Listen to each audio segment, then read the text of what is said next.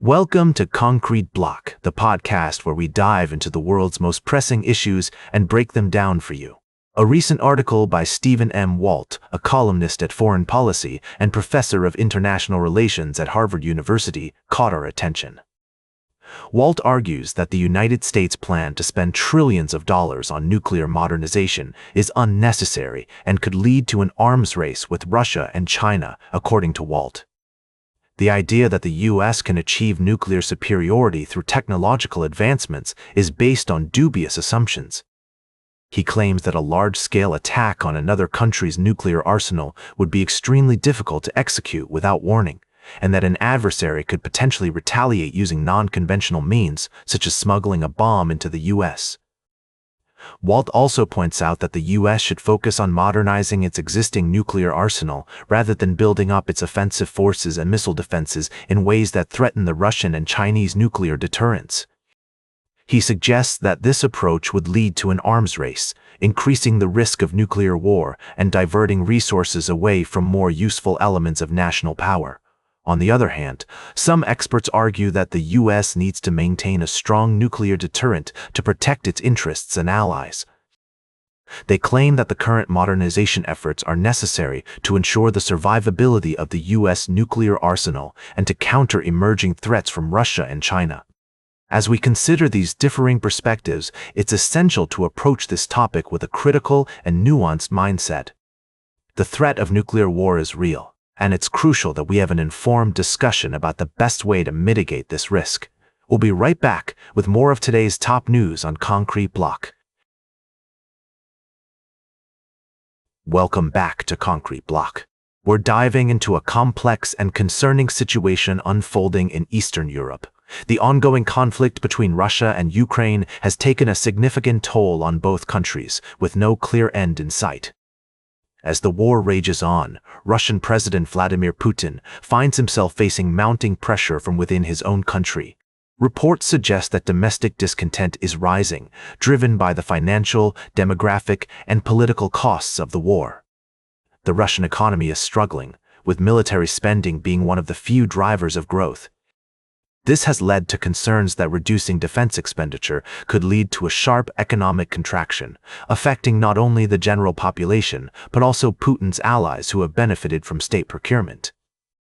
Despite these challenges, Putin remains resolute in his goal to subjugate Ukraine, denying its sovereignty.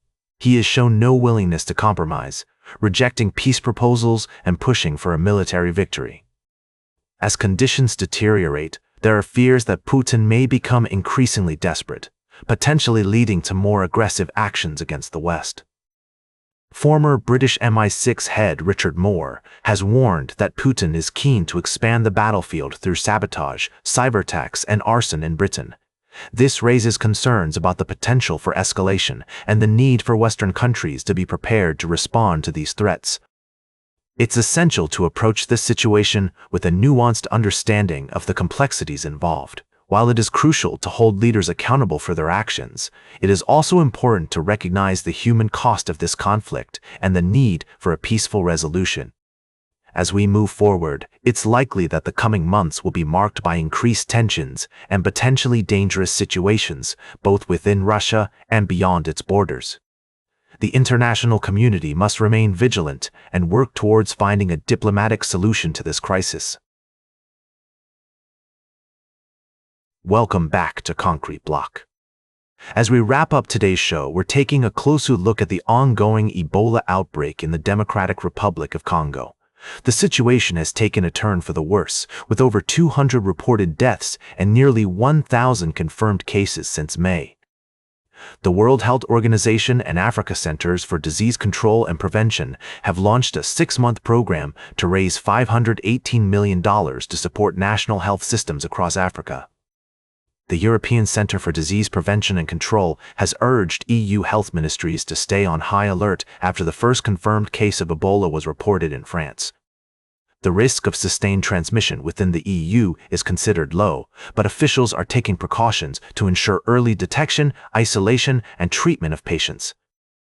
The international community has pledged significant funding to combat the outbreak, with the European Commission announcing a €493 million financial aid package.